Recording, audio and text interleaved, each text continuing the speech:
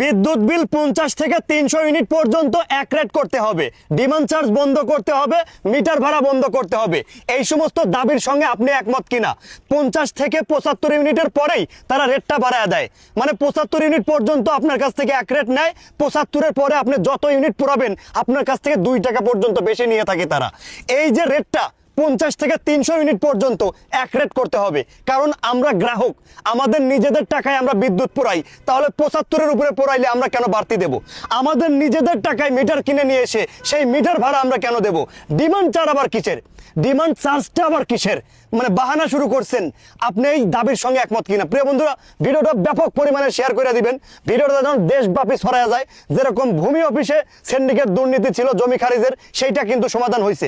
প্রিয় বন্ধুরা, video share করবেন, ভিডিও শেয়ার করলে কিন্তু জায়গা মতো হিট করে, আর জায়গা মতো হিট করলে কিন্তু কাজ হয়। এই যে বিদ্যুৎ বিলটা 50 ইউনিট থেকে যত ইউনিট পর্যন্ত পোড়াবো, শুধুমাত্র নট অনলি 300 ইউনিট, 1000 ইউনিট পর্যন্ত আমাদের দাবি এক রেট করা হোক। ইউনিটের দাম কিন্তু দিন দিন বেড়েই চলেছে।